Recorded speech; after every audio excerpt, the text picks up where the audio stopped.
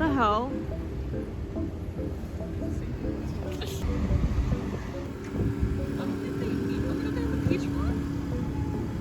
Cái xong tao lấy rồi cái xong cái mày đi xuống.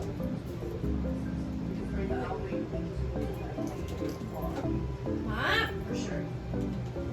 Nè.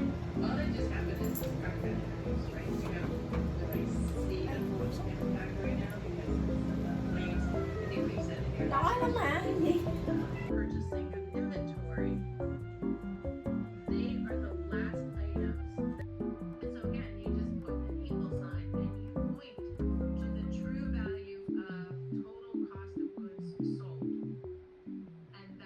Just got home from work. I'm so exhausted. For the past few times on my commute home, I've been falling asleep, which isn't amazing, but it's like my body's on total shutdown.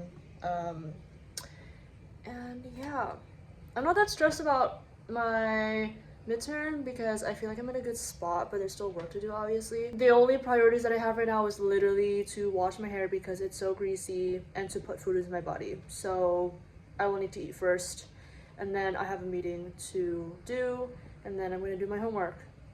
Yes, food first. But like, oh my god, my bangs are like, they're so long. I need to cut them.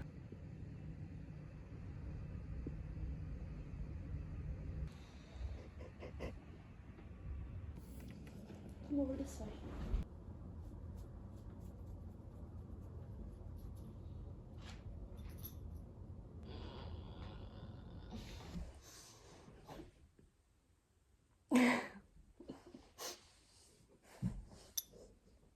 This is a midterm check-in. I have my midterm review on Thursday. It is Monday night right now, and I just had my last studio class before the midterm review, and we were just basically going over all the materials that we needed and doing test prints. The thing about the printers at my school is that they are never calibrated or toned correctly, so we always are wasting printing points on unnecessary prints. Today, during my test print, it printed out purple for some reason. Don't know why. All of my drawings are blue. Tomorrow, after my research class, I plan to do just run it through a bunch of times and just experiment with all of the different exposures and brightness and adjusting little things so it would print exactly how I see it on the screen, which is really annoying.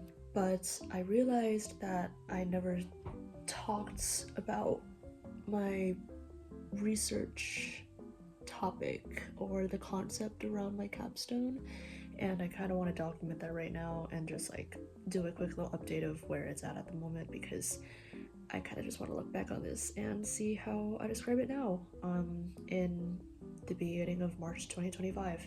I've been doing this research for the past year, and it's based on the fact that I have really vivid dreams. I've always had really vivid dreams when I was a child. Night terrors, sleepwalking, the whole shebang. Like, it was kind of crazy. For the past couple of years, I've been keeping an extensive dream journal where I put everything that I think is worth looking back on into that dream journal, so I can read it again and just see what kind of worlds I imagine when I'm sleeping, which I find really fascinating. Last semester, I did research about the intersection between the dream psychology worlds plus liminal spaces plus performance, and I added that performance part because as someone who works in live events and experiential events, I think that a part of the reason why I love working in that is because it is playing with that idea of ephemera or liminality, or this concept that once you go in, it kind of, whoa, sorry, I don't know if you heard that, but Soul is sleeping beside me right now and he's snoring. Where was I? Oh yes, so that idea of being able to like hold someone's attention for a period or a short amount of time and then have them leave and return back to reality is really fascinating to me as a scenic designer and as a spatial designer, what have you. Basically, we have to do an entire design project plus a book. Have we learned anything about graphic design or bookmaking? No. So it's going to be quite challenging. I dabbled in it a little bit because I do printmaking and I'm interested in zines and stuff like that, but oh, and I'm also taking an artist books class, which is very helpful.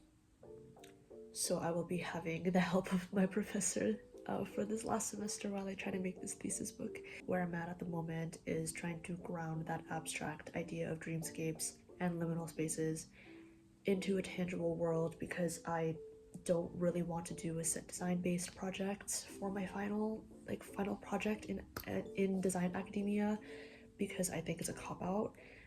Not that set design isn't serious design, but I do think that there are things that are different between, you know, interiors architecture versus a set design project where it is very much based on like very strongly narratively based and like very much based on characters.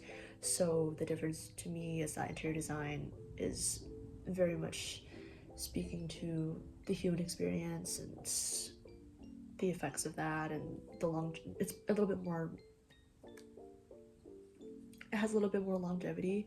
Not to say that I won't be shying away from designing a contemporary environment, but that is where my thoughts are at the moment. I think that this will manifest into some temporary installation or something.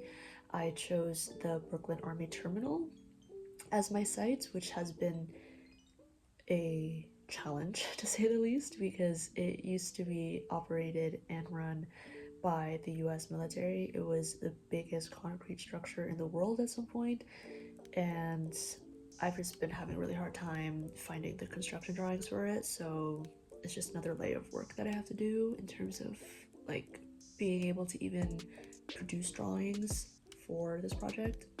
I feel prepared for the first time ever for this midterm.